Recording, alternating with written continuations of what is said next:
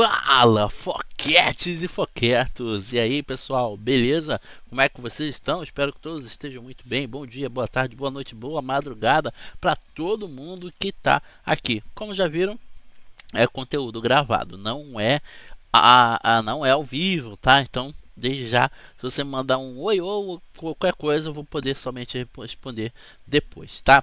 Bom, eu resolvi trazer, na verdade, sem querer, eu estava navegando na internet, né, aqui no YouTube, e acabou que esse vídeo apareceu para mim e eu achei um tanto interessante. Porém, esse não é o vídeo que eu realmente quero passar aqui para vocês, tá? Eu vou passar aqui antes um que é desse canal Minutos Psíquicos, que eu achei um tanto interessante que ele estava falando. Eu nem vi tudo não, mas eu vi algumas coisinhas e eu acho bem interessante também a gente saber como que funciona a mente dessa galera, né, desse stalker. Então, eu acho que é muito interessante. Então, desde já, muito obrigado por você estar aqui, obrigado pela sua presença, obrigado pelo seu like, obrigado de verdade por vocês sempre estarem aqui me dando aquela força, tá bom? Desde já, muito obrigado de verdade. Se você curtiu o conteúdo, se inscreve no canal, ativa o sininho, todo aquele negócio que você já sabe. Se der para me ajudar aqui, ó, a alcançar essa meta que falta um pouquinho aí, tem o QR Code que vai aparecer ali no canto da tela. Se não der o QR Code, tem aí o e-mail, o cocoloco@gmail.com. Você pode estar depositando a quantia que você puder, tá? Se você não puder, também tá tranquilo, não tem problema nenhum. O importante é você estar aqui, beleza? Vamos lá, ó. Então esse canal, eu não conheço esse canal, ó, nem tô inscrito, tá? Você vê, Minutos Psíquicos, primeira vez que eu tô vendo ele aqui, tá? Interessante. Então vamos ver aí exatamente, ó, ele tem outras produções, ó, que legal, né? Então acho que é interessante dar uma olhadinha, tá? Então vamos lá, vamos ver do que se trata e se for legal eu até me inscrevo. Vamos ver aqui, vou deixar obviamente, né, o meu like. E esse vídeo aqui tem 4 anos, tá? Ainda assim eu acho que é bem relevante estar podendo trazer ele aqui. Então vem comigo, obrigado. Se você gostar do conteúdo, considere tornar-se membro aqui do canal, beleza? Então vamos lá. Várias celebridades como John Lennon e Madonna já foram vítimas do stalking, sendo que no caso do John Lennon, essa perseguição resultou na sua morte em 1980. Hoje sabemos que o stalking é bem mais comum e pode afetar qualquer pessoa, não só celebridades. Eu sou o André, não curto as romantizações do stalking que rolam em vários filmes e hoje quero te explicar um pouco sobre o que é o stalking ou a perseguição, o que pode motivar alguém a agir assim e também darei algumas dicas de como lidar com esse tipo de situação da melhor maneira possível. E isso é uma pena, né? Porque hoje em dia é moda romantizar qualquer coisa, né? Romantizar a vilania, romantizar a obesidade, romantizar a maldade, né? Ah, não, que tem motivo para ele ser. Não, romantizar por quê, pô? Complicado.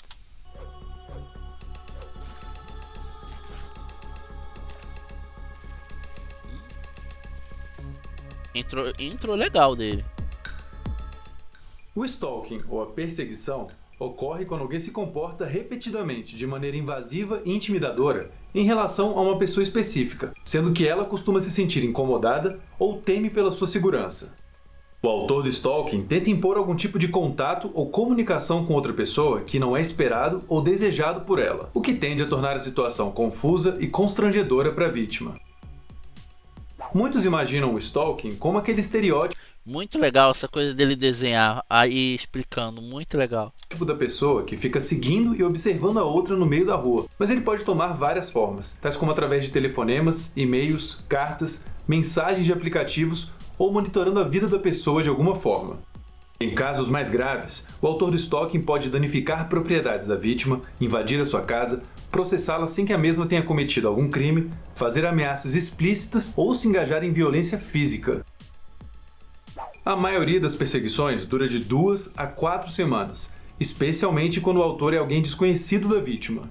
Quando elas continuam depois desse período, a tendência é que durem por mais tempo, até mesmo por anos. Caramba! Mais de 1 milhão de pessoas tendem a ser vítimas do stalking todo ano.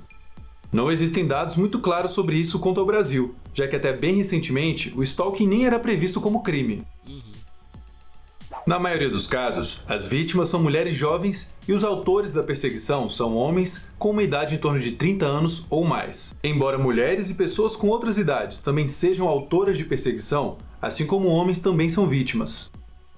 Cerca de 80% dos autores de stalking são conhecidos pelas vítimas de alguma forma. E o cenário mais comum é o de perseguições que se iniciaram a partir de um relacionamento romântico prévio entre o autor e a vítima.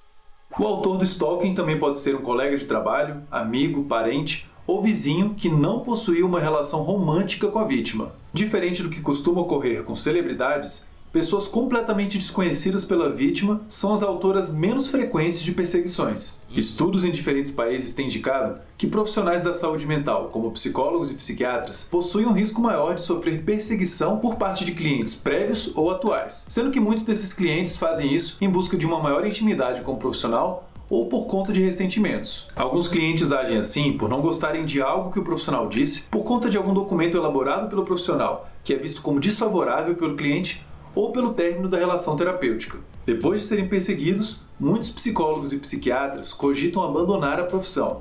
Caramba, não sabia disso aqui não. Sinistro, hein? Vítimas do stalking frequentemente não sabem ou demoram até descobrir quem é a pessoa por detrás dele, qual é a sua motivação e qual é o risco real que elas correm. Também é comum que se sintam impotentes, já que pode ser difícil impedir que o autor continue as atormentando. Mesmo depois que o autor é preso ou para de atormentar, todo esse desgaste psicológico pode provocar o desenvolvimento de transtornos de ansiedade, do sono e depressivos, assim como o transtorno do estresse pós-traumático. Nos Estados Unidos, o crime de stalking começou a ser previsto legalmente a partir dos anos 90, sendo que nos anos 2000, todos os seus estados já previam esse crime também. De lá para cá, cada vez mais países foram pelo mesmo caminho.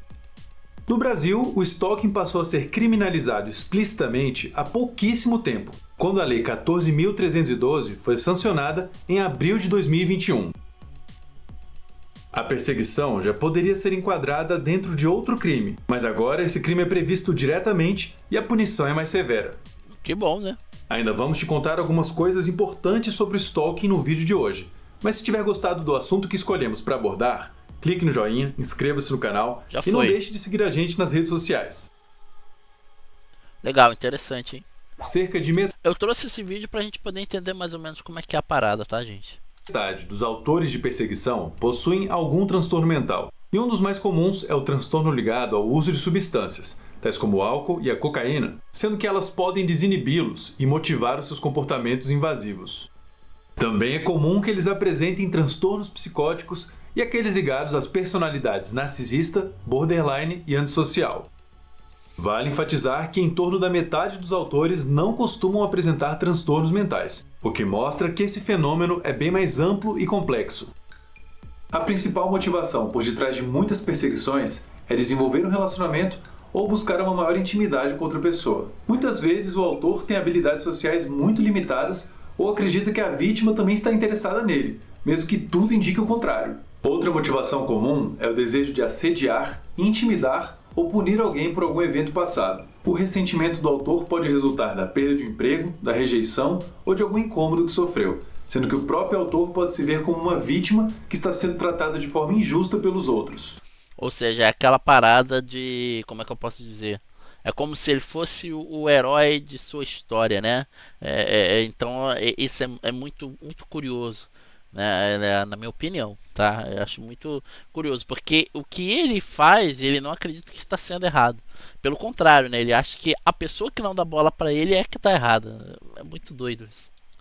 Frequentemente representada em filmes e séries, outra possível motivação para o stalking é a de manter uma relação de poder com a vítima. Alguns autores sentem um prazer intrínseco em intimidar pessoas e costumam vigiá-las secretamente enquanto se preparam para abordá-las diretamente e de maneira agressiva. Mandam mensagens via redes sociais, até mesmo carta escrita a punho, ou perseguem de carro. É mó loucura essa parada. A violência física ou sexual pode ser precedida pelo stalking, e o risco disso aumenta se o autor sente mais raiva, humilhação ou obsessão em relação à vítima, bem como se ele já teve uma relação íntima com ela, tem um histórico de condutas antissociais ou se já fez várias ameaças à vítima. Aqui vão agora algumas dicas do que você pode fazer caso esteja sendo perseguido por alguém para evitar que esse pesadelo continue te atormentando e maximizar as chances de que a situação não fique mais perigosa ainda. Dica número 1. Deixe as coisas bem claras para o autor do stalking e depois corte qualquer contato com ele. Seja por meio de uma carta, e-mail ou o que fizer mais sentido, informe de maneira calma, firme e breve o que você gostaria que acontecesse. Deixe claro que é você quem está mandando a mensagem e que ela é dirigida especificamente ao autor da perseguição, se isso for possível. Uma possibilidade de texto é a seguinte: não entre em contato comigo de novo em nenhum momento e por nenhuma razão. Depois disso, caso o autor continue te importunando, a melhor opção é não falar mais com ele, rejeitar encomendas enviadas pelo autor e manter um registro seguro de tudo que ele fizer. Isso tem muito daquela parada quando a gente era bem mais novo. Você lembra de admirador secreto? Que não sei o que lá, lembro disso? Mas poderia ser um stalker, a gente não sabia. Tanto de maneira física quanto virtual. Evite também o contato com amigos do autor e, caso seja inevitável o encontro com ele por alguma razão, tal como por causa da guarda compartilhada de um filho, fale apenas sobre o que for estritamente necessário e encerre a conversa o quanto antes. Dica número 2. Dificulte o trabalho do autor da perseguição. Se ele te atormenta por meio de ligações no celular, adquira um novo número e mantenha o antigo por um tempo no modo silencioso para que o autor continue achando que esse é seu número atual. Se a pessoa anda te seguindo, varie regularmente as suas rotas de percurso e os seus horários.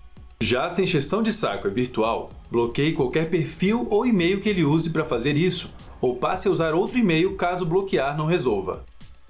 Dica número 3. Peça ajuda. Informe todos os comportamentos invasivos e intimidadores do autor à polícia, procure um profissional da psicologia para te ajudar a lidar com isso e comunique tudo aos seus amigos e familiares, os quais poderão te dar suporte. É injusto que a vida de alguém seja perturbada dessa forma totalmente desnecessária, mas coisas ruins acontecem e às vezes podemos dar o azar de cruzar o caminho com alguém que não sabe respeitar os nossos direitos ou nos tratar de forma civilizada. Muitos autores de stalking continuam agindo assim porque os seus comportamentos trazem mais recompensas do que punições para eles. Por isso, é importante que o autor não receba a atenção da vítima que tanto procura e que os seus comportamentos sejam denunciados e punidos através da lei. Boa.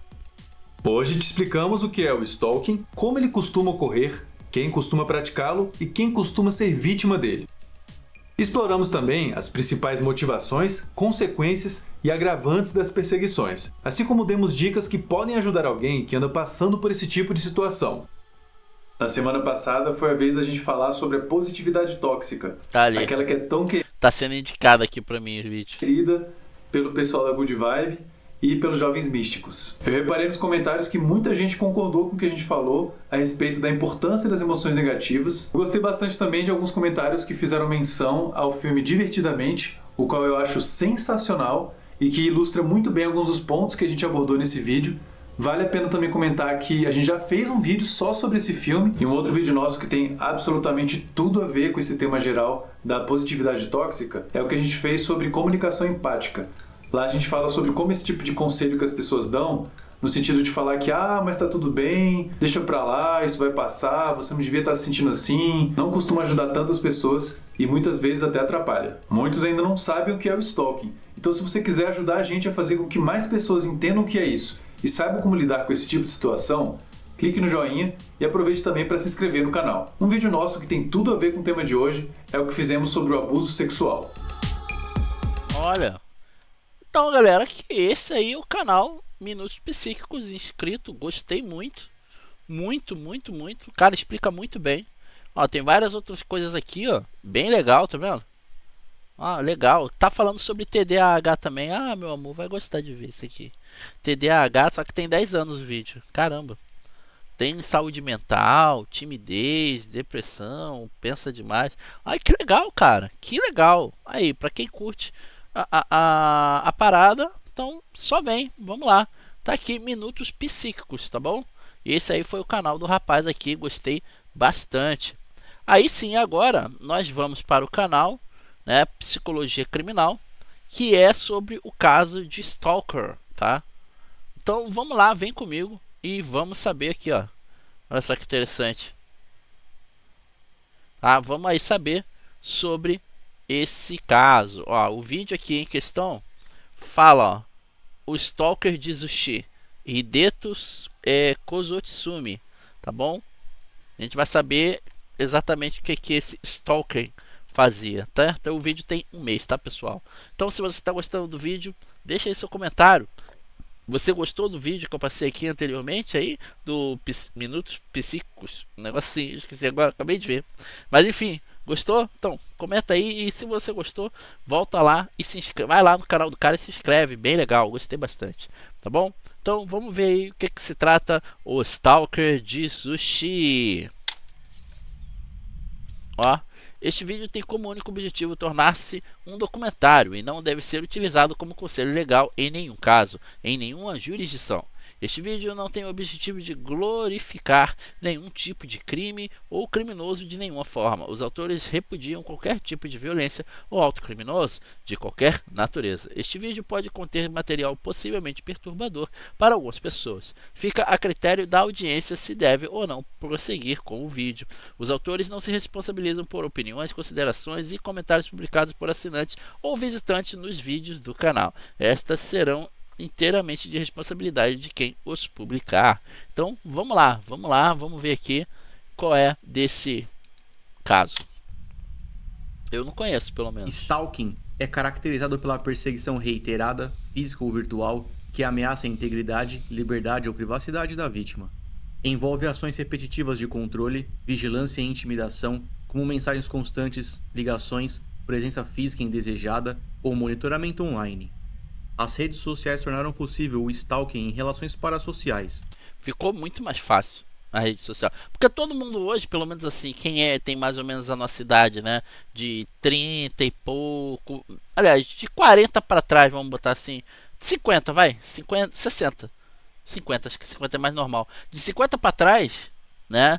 Todo mundo é bem familiarizado com rede social. Não é verdade? Mas a rede social ela é uma boa. Ela é muito boa. Porém, ela também pode atrapalhar, ainda mais quando cai em mãos de mentes que pensam dessa forma, como é aqui do caso do Stalker. Né? Entre civis e celebridades. Ah, e por que eu trouxe Stalker? Né? Por que você está falando de Stalker, Foca? Eu não entendi. Eu estou falando do Stalker que eu queria explicar um pouco para vocês, foquetes e foquetos, meu público maravilhoso, o que é exatamente um Stalker e o que ele faz, tá? Porque vocês lembram que o Michael, lá do caso Vitória Regina de Cajamar, foi chamado de Stalker? Pois é. Então aqui eu estou trazendo esse vídeo para vocês poderem se inteirar e ter a certeza de que o cara não era um Stalker. Mas isso também acontece entre pessoas não famosas. A maioria dos casos são motivados por paixão platônica, ciúme ou vingança. O término de um namoro ou o fato de nunca ter iniciado geralmente são pontos encontrados em casos assim.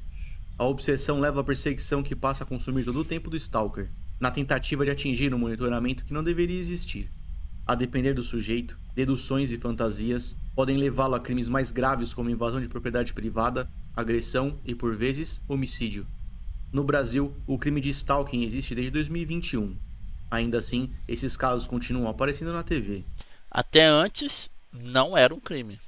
E o Brasil não é o único afetado. Zushi é uma cidade localizada em Kanagawa, no Japão. Nesse local você encontra lindas praias e eventos que celebram a chegada do verão. Porém, antes de chegarmos a Zushi, precisamos primeiro visitar Tóquio em 2004. Era lá que seria possível encontrar Riei Shibata, em seus 25 anos. Caramba. Ela atuava como freelancer e oferecia serviços de design. Riei também era Eu não sei se vocês conhecem, mas ela não lembra aquela moça, aquela cantora do Stay With Me.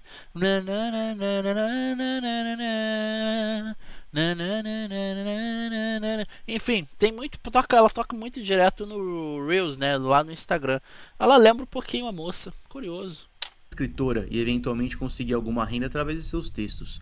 Em 2004, essa mulher conseguiu se graduar na Universidade de Fukuoka e chegou a Tóquio após fechar contrato com uma empresa de Fukuoka ou Fukuoka?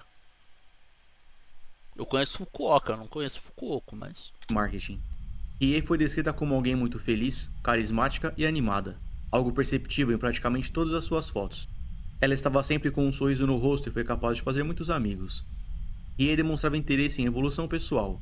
Ela praticava atividades físicas, fazia exercícios tidos como espirituais e estava sempre lendo sobre algo novo. que legal. Rie praticava caminhada e o fazia diariamente. Em certo momento ela descobriu um clube em Setagaya e resolveu fazer uma inscrição. Ela virou membro do clube e passou a ter acesso a quadras de tênis e outros esportes. Foi nesse clube que ela conheceu Hideto Kozutsumi. Na época ele tinha 32 anos. Hideto lecionava em uma escola próxima e tinha boa fama no colégio.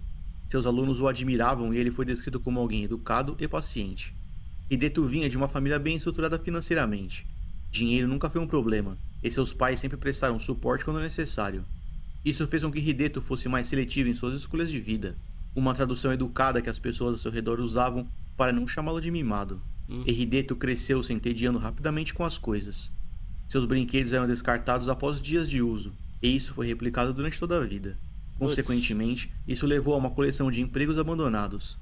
Hideto arrumava trabalho, se cansava do lugar ou chefe e pedia demissão. Caraca. Como seus pais pagavam todas as suas contas, Ah. ficar sem dinheiro não era um problema. Aí é mole, né, Chuchu? Pô.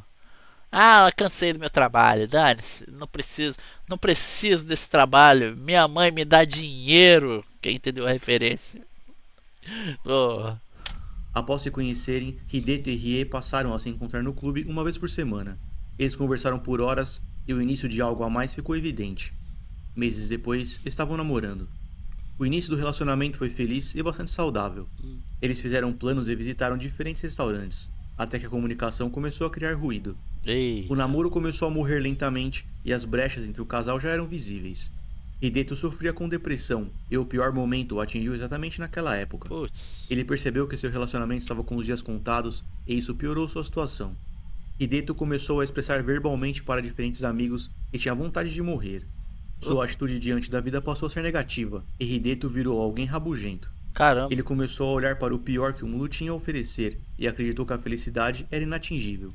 Ou seja, ele meio que se convenceu do lado negativo da vida, né? Caramba. O exato oposto de Rie. Ela acreditava muito em desenvolvimento pessoal e tentou ajudar Hideto a sair daquela situação. Claro. A moça fez o que pôde para que o namorado enxergasse o mundo através de seus olhos, mas não conseguiu.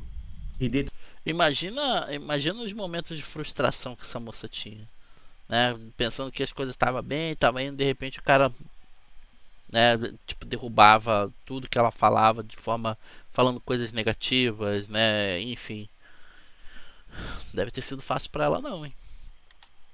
se agarrou à escuridão e continuou desejando o próprio fim. Nossa. Rie tentou ajudar o namorado por 2 anos.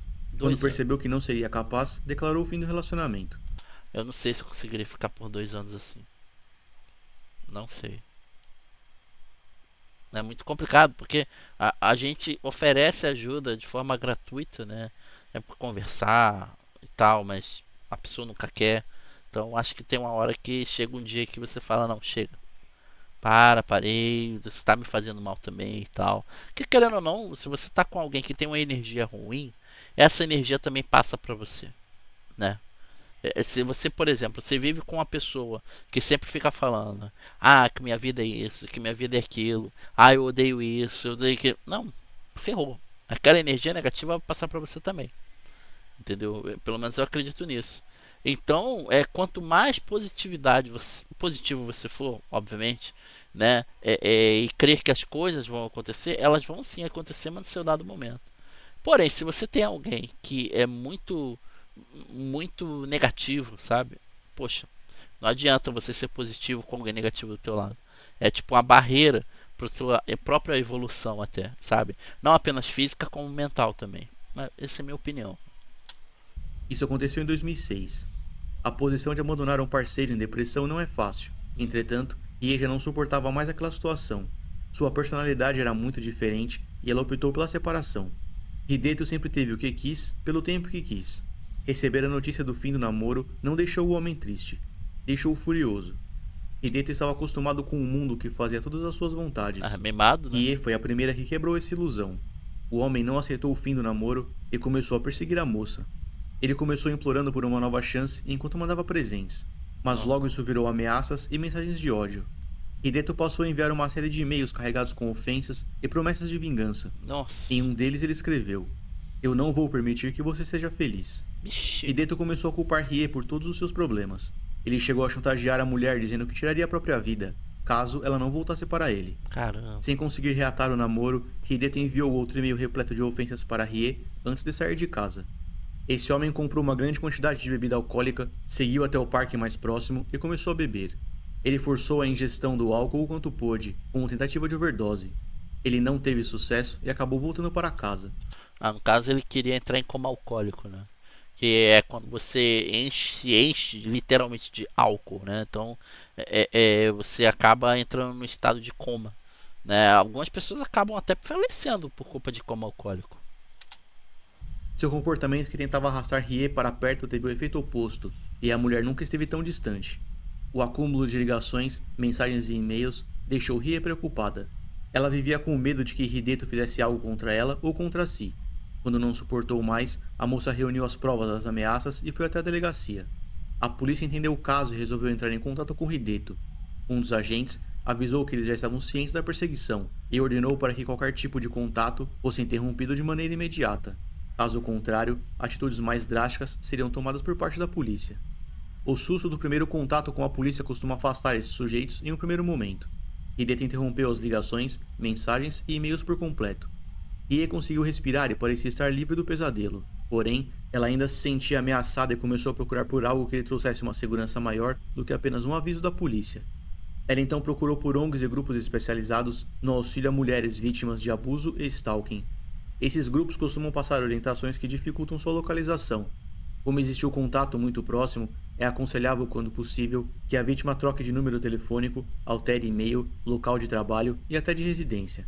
Não, mas aí é complicado também, né? Você tem que mudar o seu local de trabalho e sua de residência por culpa de uma pessoa que tá, sabe, mentalmente instável. Nossa, é muito complicado.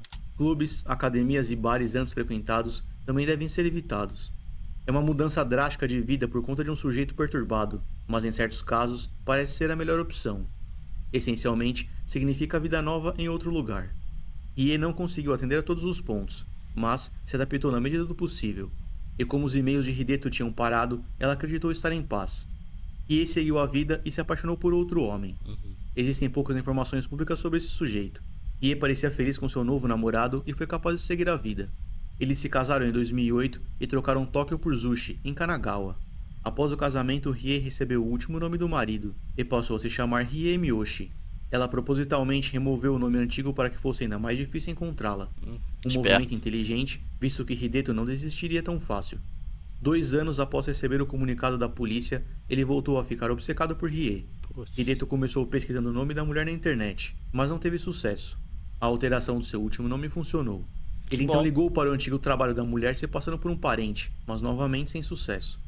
O antigo número de telefone da mulher estava desativado e a casa na qual morou um dia agora era ocupada por outra família. Sem saber que Hideto estava procurando por ela novamente, Rie vivia sua nova vida feliz em Zushi. Casada e planejando filhos, ela estava finalmente livre. Que Ou legal. assim acreditava. De volta em Tóquio, um homem depressivo, rancoroso e com muito tempo livre, voltou a caçar a ex-namorada. Enquanto afundava novamente em sua obsessão por Rie, Hideto começou a apresentar piora significativa em seu quadro depressivo. Em 2010, ele seguiu até a montanha Tanigawa, onde atentou contra a própria vida. A forma escolhida para fazê-lo é desconhecida, mas de qualquer forma, ele não teve sucesso. Ele poderia ter seguido para aquela floresta lá, né? A floresta dos Suis e das, né? Que fica lá no Japão. É uma floresta bem bizarra. Eu só não lembro exatamente onde que ela fica, mas eu sei que é lá. Ele podia ter ido para lá, eu não queria. Foi encontrado por outras pessoas que faziam a escalada e um helicóptero foi capaz de fazer o resgate. Ele foi levado ao hospital e sobreviveu. Só para dar trabalho. Após tratamento, ele foi liberado e voltou para casa. Em Zushi, Rie e o marido passavam por dificuldades financeiras. O custo de vida estava alto e eles precisavam de dinheiro. Rie então abriu uma nova página no Facebook para tentar captar novamente antigos clientes que tinha em Tóquio. O problema é que esses antigos clientes não a reconheceriam com seu nome novo. Acreditando estar segura, ela criou a página com seu antigo nome de solteira, Rie Shibata. Dessa forma, conseguiria se apresentar aos antigos clientes. O reconhecimento aconteceu, mas infelizmente não apenas pelos clientes. Hideto pesquisava o nome de Rie frequentemente na internet, quase todos os dias. Ele provavelmente encontrou a página nova antes dos clientes. Caramba. Eles já tinham se separado há quase 4 anos na época. Rie seguiu a vida e se casou. Hideto não. Ele continuou ruminando o término sem aceitar que de fato tinha acontecido. Descobrir o novo perfil da mulher foi um choque de realidade. Ele não apenas reacendeu a obsessão do homem, como triplicou sua fúria, quando notou que o status de relacionamento exibia a palavra casada. Ah, porque pra ele ela não podia ficar com ninguém, né? A não ser ele. Ai, que merda. De dentro do seu quarto escuro, Hideto descobriu que Rie continuou sua vida, enquanto ele permaneceu preso no mesmo lugar. Sem suportar isso, Hideto começou extraindo toda a informação que podia do perfil da moça. Ele encontrou o e-mail de contato e as ameaças voltaram a acontecer. Putz. Porém, dessa vez as mensagens eram mais diretas e explícitas referente à violência. Hideto prometia que iria matar Rie e o marido. Essas mensagens se acumularam e Rie foi novamente levada para o centro do pesadelo, agora ao lado do marido. Ambos foram até a polícia e denunciaram as ameaças. Hideto Kozutsumi voltou a receber contato das autoridades, agora via processo. Ele foi a julgamento por intimidação e recebeu a sentença de 1 ano em regime fechado, seguido por 3 anos em liberdade condicional. Que adiantou? Nada. Durante a audiência é comum que informações pessoais sejam compartilhadas para fins legais. Foi durante o processo que Hideto descobriu o novo nome de Rie, uma informação que ele usaria para voltar a perseguir a mulher com ainda mais agressividade. E fica pior. Além do novo último nome da vítima, o processo exibiu também o novo endereço de Rie. Putz. Ele não continha a rua em específico, mas foi assim que o criminoso descobriu que a mulher agora morava em Zushi. A punição que deveria servir para desencorajar o comportamento de Encorajou Hideto mais. deu ao homem mais munição para continuar Putz. seus ataques. Ele cumpriu a pena de 1 ano em regime fechado e gastou cada um dos dias criando mais ódio por Rie. Ele queria vingança e faria de tudo para cumprir suas promessas. Quando foi colocado em liberdade, Hideto voltou para casa com um novo nome para pesquisar e o endereço para encontrar. Durante as próximas semanas, ele gastou seu tempo em diferentes fóruns e sites de busca. Não tinha nada pra fazer, né? Mamãe bancava, então não tinha trabalho, né? Então o que sobrava pra ele era tempo. Agora, por que não usar esse tempo pra coisa boa, né? Sei lá, pra de repente descobrir algum curso, fazer alguma parada legal que pudesse ajudar alguém. Ah, não, né? Foram mais de 400 pesquisas feitas, Nossa. todas com o mesmo tom. Entre elas estavam perguntas como descobrir mais sobre uma pessoa apenas com o número de telefone. Ele também fez perguntas e pesquisas bastante específicas sobre um evento que acontecia no templo budista frequentado por Rie. Esse templo era o Kamiyoji Toyaro Shakai, Bonito. localizado em Zushi. Hideto descobriu pelas redes sociais que ela frequentava o local e, portanto, deveria morar perto. Enquanto continuava diminuindo a área para encontrar o endereço da ex-namorada, Hideto prosseguiu enviando mensagens e fazendo ligações carregadas com ódio, mesmo estando legalmente proibido de entrar em contato. Isso quebrava diretamente as regras de sua liberdade condicional, o que deveria devolver o homem para o regime fechado. Só que não. Mas isso não aconteceu. Apenas entre março e abril de 2012, foram mais de 1000 e-mails enviados para Rie. Caraca. A soma dessas mensagens pode ser traduzida em algo como: você prometeu que se casaria comigo, mas casou com outro homem. Eu exijo compensação. Ixi. Diante dessas novas ameaças, Rie e o marido voltaram a acionar a polícia. Incrivelmente, Hideto não foi preso. A polícia alegou que não tinha poder para agir além do que já tinha feito, e tinha à disposição um último recurso: a instalação de câmeras. E a essa altura, elas já não serviriam para impedir a ação do criminoso, mas para documentá-las. O que pouco importa quando a vítima já está morta. De qualquer forma, a polícia fez a instalação das câmeras na área onde Rie morava. O problema é que quando a bússola moral do indivíduo para de funcionar, as câmeras e leis em um papel Não são importa. inúteis. Em certos casos, o controle físico se faz necessário. Medir quando usá-lo é uma aposta perigosa na qual a moeda de troca é a vida de inocente. Ao instalar as câmeras, a polícia montou monitoramento 24 horas e posicionou viaturas na área. Caso o criminoso aparecesse nas filmagens, seria imediatamente preso. O problema é que operações como essa são caras e insustentáveis a longo prazo. Após algumas semanas de silêncio, as câmeras foram removidas e a operação se desfez. Putz. Hideto voltou ao silêncio e deu esperanças a Rie que dessa vez tudo tinha acabado. Infelizmente não tinha. Nesse meio tempo, Hideto usou o dinheiro dos pais para contratar um detetive particular. Olha. O objetivo era encontrar o endereço de Rie. Na ocasião, o criminoso Não, é tão desgraçado que ele usa o dinheiro dos pais pra contratar o detetive particular. Nossa, cara. mentiu e disse que estava tentando encontrar um velho amigo. Em menos de 24 horas, o endereço completo da mulher estava em sua caixa de e-mail. Nossa. Número 6116, Katsubo, Zushi. A forma utilizada para encontrar o endereço não será revelada, mas envolve negligência de certos órgãos do governo. Após 6 anos de stalking, Hideto finalmente tinha o endereço da ex-namorada. Ou seja, Ah, eu conheço um amigo aqui, que conhece outro ali, que conhece tal lugar, que trabalha lá, ele pode ver isso pra mim. Ele tá me devendo uma. Troca de favores, sabe? Ixi. Exibido em sua tela. Ele estava pronto para cumprir cada uma de suas promessas. Armado com uma faca, ele deixou seu quarto pela última vez.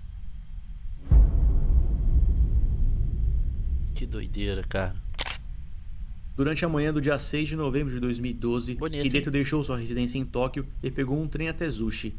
De lá, ele pegou um ônibus que o deixava mais próximo da casa de Rie. No trajeto, ele parou em uma loja de conveniência. Esse momento foi capturado por uma câmera de segurança. Hideto é visto carregando uma caixa nas mãos. Esse era o seu disfarce. Ele se apresentou como entregador e pediu direções antes de deixar o local. O homem carregou essa encomenda falsa por 20 minutos até chegar à casa de Rie. Nossa. O sujeito parou para examinar a propriedade, ainda fingindo ser o entregador. Bater na porta principal não parecia o melhor caminho, e ele começou a verificar cada uma das janelas. Hideto foi capaz de escalar a estrutura e encontrou uma janela aberta no andar superior. Caraca. O criminoso realizou a invasão pela janela que dava acesso ao quarto. E estava sozinho em casa naquele momento. Putz. Seu marido estava no trabalho. O criminoso revelou a faca e caminhou pela casa. Não demorou até que encontrou Rie. Hideto avançou com a faca em punho e desferiu diversos golpes na mulher. Ela foi esfaqueada e caiu. Hideto ficou ali assistindo enquanto a vítima agonizava. Rie não resistiu aos ferimentos e faleceu. Nossa. Após certificar de que a mulher estava morta, Hideto largou a faca e começou a vasculhar a casa. Ele encontrou uma corda e amarrou no próprio pescoço. Seguiu até a pequena varanda, amarrou a outra extremidade na estrutura e saltou, tirando a própria vida. Às 15 horas e 11 minutos, um transeunte viu o homem pendurado pelo pescoço naquela casa. Ele chamou a polícia, que chegou minutos depois, acompanhada pelo resgate. Ao entrar na residência, eles encontraram o corpo já sem vida de Rie Miyoshi. Que droga. A investigação conversou com o marido e descobriu sobre o contexto, o que consequentemente deu a eles a motivação. Ficou claro que Hideto tinha cometido um assassinato suicida. O caso ganhou espaço na mídia e a polícia recebeu duras críticas pela falta de ação, ainda que muitos dos problemas tenham suas raízes nas leis. O marido de Rie processou o Estado pela negligência, aumentando Certo. ainda mais a revolta popular. Certo? Como o criminoso morreu pelas próprias mãos, o sentimento era de injustiça. O governo do Japão admitiu o erro, pediu desculpas e pagou ao marido de Rie a quantia de 1.100.000 ienes. Mas pedido de desculpa ia adiantar de quê? Depois que a moça já tinha, né? Dinheiro ia adiantar de quê? Depois que a moça já tinha, né? O caso de Rie gerou uma grande repercussão e alterou a forma como o Estado leva para o stalking. Eles fizeram melhorias internas referente à definição e adicionaram etapas mais rígidas para monitoramento após o primeiro contato. Esse foi o mais próximo que Rie Miyoshi conseguiu de justiça. Ela faleceu aos 33 anos de idade, em sua própria casa. Rie era uma mulher sorridente e animada, e apenas queria seguir a própria vida. Ela se casou e planejava ter filhos, que infelizmente nunca teve. Assim como também nunca teve a proteção do Estado. Que pena. Hideto Kozutsumi tirou a própria vida via enforcamento aos 40 anos de idade. Seu corpo foi cremado e as cinzas entregues a familiares. Cremado ainda.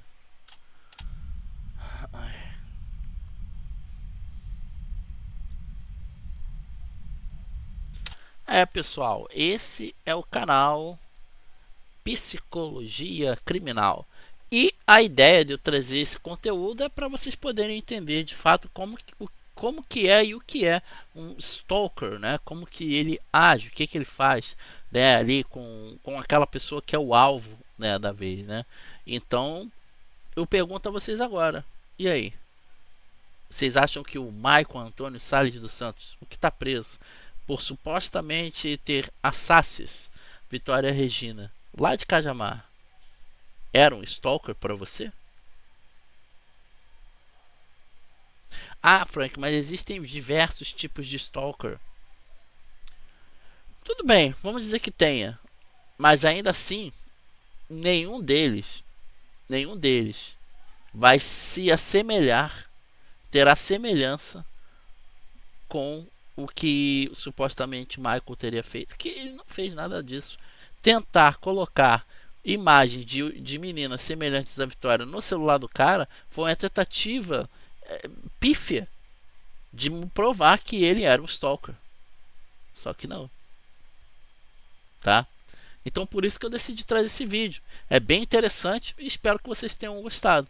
Tá? Agora faz o seguinte, me dá uma ajuda, me dá aquela moral, deixa seu comentário aqui, bora trocar uma ideia sobre isso. Se aparecer para você o botão de hypar, aperta ele aí também para poder dar aquela ajuda, aquela moral, beleza? Porque eu tenho certeza que isso aí vai ser legal pra caramba e vocês sempre me ajudam também. Então desde já, meu muito obrigado, tá? Mas não se esqueça, coloca aqui nos comentários o que você acha disso tudo. Curtiu a ideia de eu estar mostrando para vocês o que é um stalker e como ele age?